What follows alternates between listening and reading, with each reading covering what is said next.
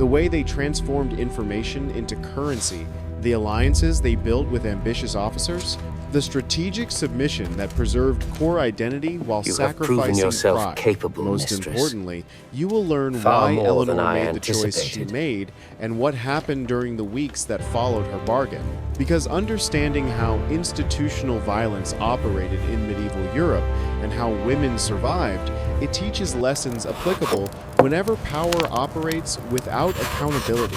Before Eleanor experiences what she agreed to endure, we need to understand the system that By my created this sword punishment. and the grace of Because God, you cannot I understand what bid Eleanor you suffered rise at without night. understanding why Norman conquerors believed such violence was not merely acceptable, but strategically necessary. The punishment involving war horses was not random sadism. It was calculated terror serving specific military and political purposes.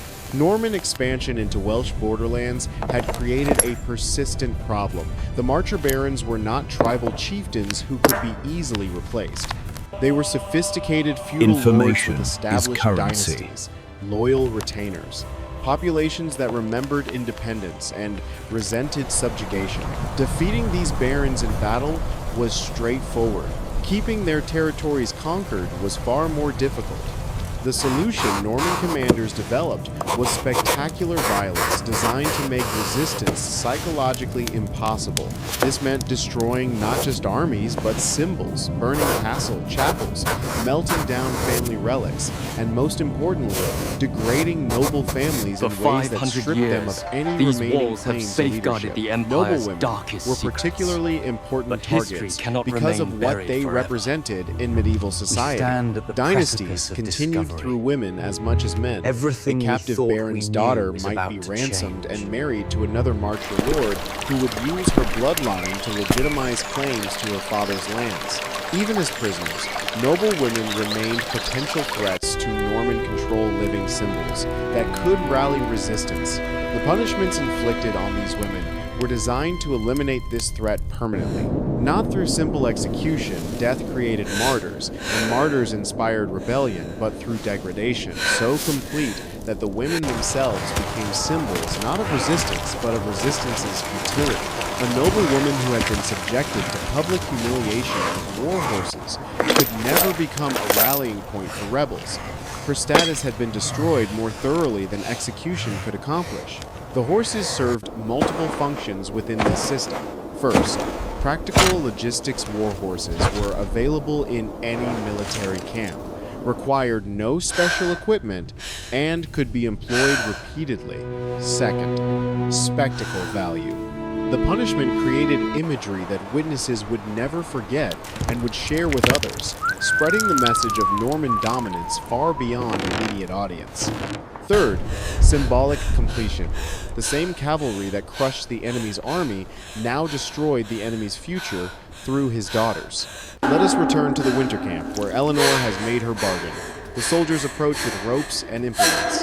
They are professional, efficient, their movements suggesting experience with this procedure. Wait.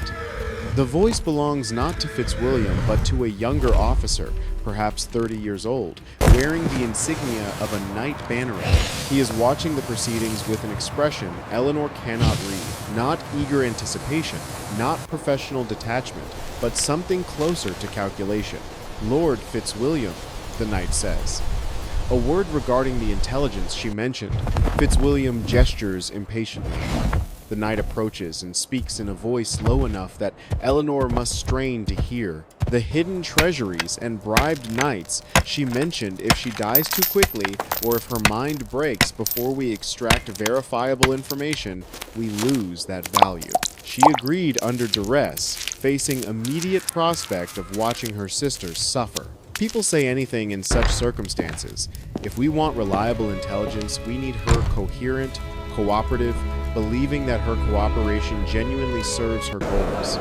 Fitzwilliam considers this. Eleanor watches the calculation happen again, the weighing of entertainment against practical advantage. What do you suggest, Sir Geoffrey? Delay the intensive measures.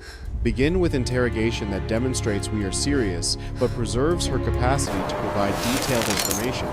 Extract what she knows. Verify what can be verified. Then proceed with whatever demonstration you deem appropriate. And her sisters? Keep them safe, but keep them present. Her cooperation depends on believing we will honor the bargain. This is madness. If we harm them before she's given us everything, she has no reason to continue cooperating. Fitzwilliam nods slowly. You make a reasonable argument, Sir Geoffrey de Lacy. You understand that cruelty should serve purpose rather than merely satisfy appetite. Very well. Hold the preparations. Move the lady to the command tent. We will extract her intelligence before proceeding with the demonstration. Eleanor feels a complex wave of emotion relief. That immediate horror has been delayed. Terror at what intensive measures still implies, and something else when she looks at the knight who intervened. Not gratitude, exactly. She is not naive enough to think he acted from kindness, but recognition that he is someone who calculates, who thinks beyond immediate satisfaction, who might be useful. She files his name away, Sir Geoffrey de Lacy. Another piece of information for her ledger. The command tent occupies the center of the Norman camp, furnished with the comforts senior nobles expected even during winter campaigns. Braziers providing warmth, wooden tables covered with campaign maps, cushioned chairs. Eleanor sits on a stool before a table where Sir Geoffrey has arranged writing materials, parchment, ink, quill, a detailed map of the Welsh marches that she recognizes as surprisingly accurate. Her sisters have been taken to a different tent, guarded but not bound, with orders to keep them warm and fed. She glimpsed them briefly as soldiers led her across the camp. Margaret's face still tear-streaked, Catherine clinging to her sister with the desperate grip of someone who has seen too much. They are alive. They are safe for now. This archive Everything has else guarded the truth. she can endure. A The truth hidden treasuries, etched in Sir Geoffrey blood says. and ink. Start there. Eleanor had spent 9 days preparing for this moment. During the journey from her father's besieged castle to this camp, during the hours of captivity before the holding structure, she had been constructing a web of truth and fabrication, real information mixed with plausible lies, designed to keep her valuable as long as possible. My father had 3 primary treasury locations, she begins. The first was at Hay-on-Wye, in a vault beneath the chapel. This one your men have already discovered. I saw Norman soldiers loading coin chests onto wagons during but the Duke's my transport. forces are camped Sir along the Geoffrey river. nods. This We is must verifiable strike before the winter information, rains. establishing her credibility. The second was at Buell, in a cave system 3 miles east of the castle. The entrance is concealed behind a waterfall. Inside are approximately 400 marks in silver, 200 marks in gold, plus Welsh jewelry and relics that have not been appraised but would command significant value from collectors. You know the exact location? I visited it twice with my father as part of my education in estate management. Boys. Where is your I can velvet draw a now? map. She takes the quill and She begins belongs in the sketching, mud with the rest her of us. hands steady despite Perhaps the she'd like terror to still dance. coiling in her stomach. The Buell treasury is real. Her father showed her the location as part of preparing her to manage baronial resources. Giving it away feels like betrayal, but betrayal of a defeated house is a small price for her sister's survival. And the third? Here, Eleanor begins weaving in fabrication. The third was established in cooperation with Flemish wool merchants in a location on the coast. I know the general region, but not the specific site. That information was held by my brother, Edmund, who died at the siege. Sir Geoffrey studies her. You are saying the third treasury may be beyond recovery. I am saying that recovering it would require negotiation with Flemish merchants, which may be more valuable to King William than the gold itself. I know the names of the merchants my father worked with. I know the terms of their wool Soldiers trading loading agreements. chests of This gold onto intelligence wagons could in be the used snow. to establish Norman control over the wool routes that made my father wealthy, far more valuable than a single treasury. She is improvising now, building structures of partial truth that will take weeks to verify or disprove. Every day spent verifying is a day her sisters remain safe, a day she remains valuable, a day the worst punishments remain delayed.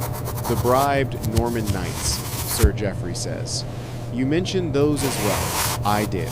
But that information is more sensitive.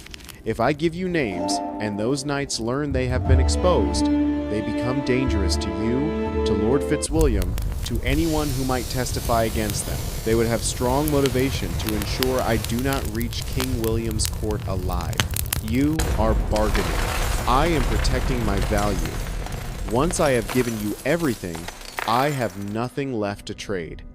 My sister's safety depends on my continued usefulness. It is Sir Geoffrey wool, looks at her agreed, with something but the that might volume be demands respect. a discount. We You have a are deal. cleverer than They most underestimated captives. my I resolve, was raised believing to a woman's manage grip a on baron. power must I was be weak. educated by clerks They and were, of merchants my course, father gravely hired to mistaken. prepare me for estate administration. I speak Latin, French, and Welsh. I understand trade law, estate accounting, and diplomatic protocol. I am exactly as intelligent as you would expect a Marcher Baron's daughter to be. The question is whether you are intelligent enough to use that capability rather than destroy it. A long silence. Then Sir Geoffrey smiles, and the smile is not cruel, merely calculated. I will speak to Lord Fitzwilliam. Continue working on the map to Buell. We will resume tomorrow. He leaves her alone in the tent. Guards posted outside, but no one watching her directly. She continues drawing the map, making it detailed enough to be useful, accurate enough to withstand verification. And while she draws, she thinks about Sir Geoffrey de Lacy, about what he wants, about how she might use him to protect her sisters. He is ambitious. She recognized it in the way he intervened with Fitzwilliam, inserting himself into a situation where he had no formal authority. He wants advancement, recognition, the rewards that come from association with successful campaigns. She can give him those things. The intelligence she possesses could advance his career if he is the one who delivers it to King William. If she can bind his interests to her sister's survival, she will have a protector whose motives are not kindness, but self-interest, far more reliable than any kindness could be. It is the beginning of a strategy. The beginning of hope.